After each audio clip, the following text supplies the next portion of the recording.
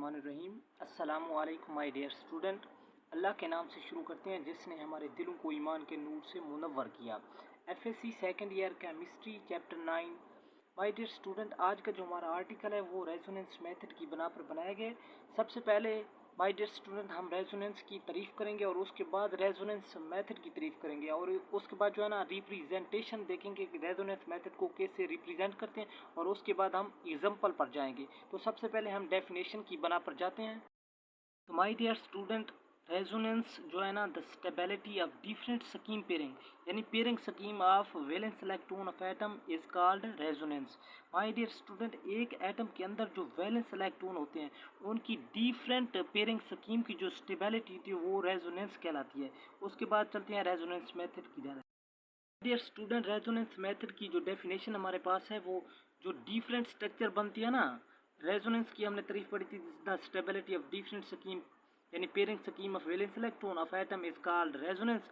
और जो है ना thus different structure are arranged, this structure is called resonance method. My dear student, जो है ना एक एटम के अंदर वैलेंस इलेक्ट्रॉन की जो है डिफरेंट पेयरिंग स्कीम की जो स्टेबिलिटी होती है वो रेजोनेंस कहलाती है। और जो है ना वो जब डिफरेंट स्ट्रक्चर अरेंज होती है वो रेजोनेंस मेथड कहलाती है। तो चलते हैं रिप्रेजेंटेशन की तरफ। It is represented by double arrow headed. तो चलते हैं एग्जांपल की जानिब। स्टूडेंट, इसकी दो एग्जांपल हैं, कैक्यूल स्ट्रक्चर और डीवार स्ट्रक्चर। तो सबसे पहले कैक्यूल स्ट्रक्चर की जानिब बढ़ते हैं। स्टूडेंट, ये एक बेंजीन का मॉलिक्यूल है। इसके जो बांड है ना ये दूसरे जो है ना single bond alternate single bond के साथ जो है ना शिफ्ट हो जाएंगे और दूसरी स्ट्रक्चर बनेगी।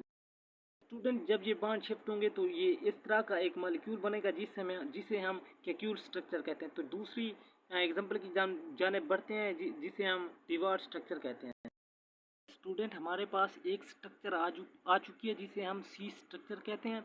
सबसे पहले जो है ना जो ये बेंजीन मॉलिक्यूल है और उसका जो है ना एक कोना वो फोर्थ के साथ जो है ना एक बांड बना रहा है जो कि लार्जर डिस्टेंस पर है। तो दूसरे जो है ना स्ट्रक्चर की जाने बढ़ते हैं जो कि डी स्ट्रक्चर कहलाती है।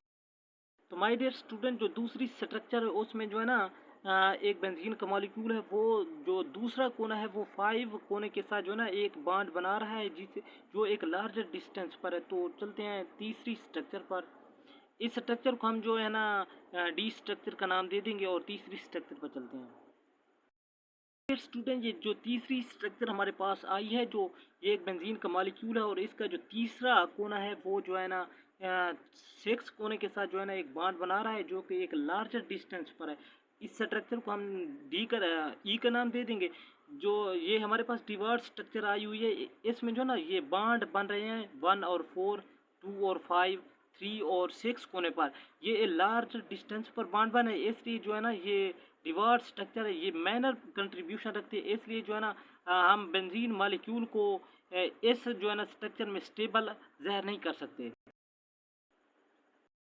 स्टूडेंट, कैक्यूल स्ट्रक्चर में जो है ना बांड जो है ना शिफ्ट हो रहे हैं, डबल बांड सिंगल बांड की जगह और दूसरा डबल बांड दूसरे सिंगल बांड की जगह और तीसरा डबल बांड जो है ना तीसरे सिंगल बांड की जगह।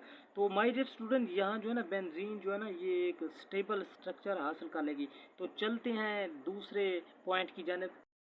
डियर स्टूडेंट, हमारा जो पॉइंट बन रहा है वो कॉन्जुगेट बांड या रेजोनेटिंग बांड की बना पर बन रहा है। तो चलते हैं कॉन्जुगेट बांड किसे कहते हैं या रेजोनेटिंग बांड किसे कहते हैं, इसकी डेफिनेशन करते हैं।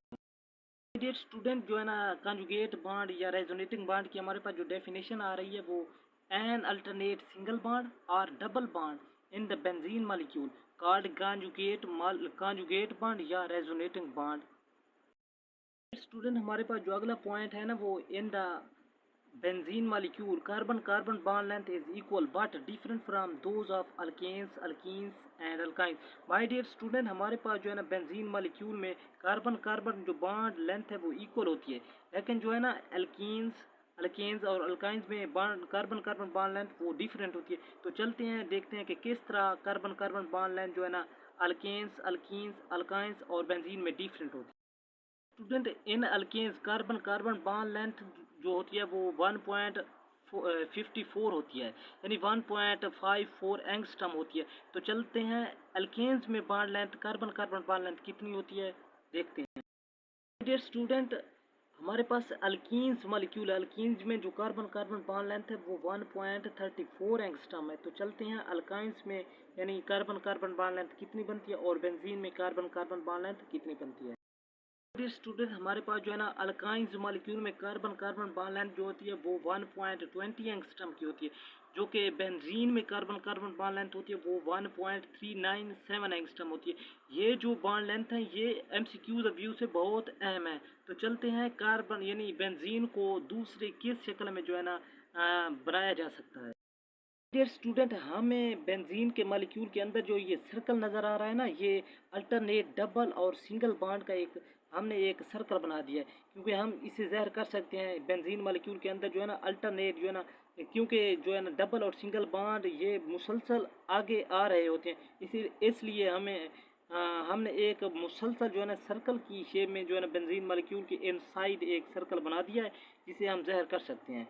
तो मिलते हैं अगले लेक्चर की जानिब। तो अल्लाह हाफिज़।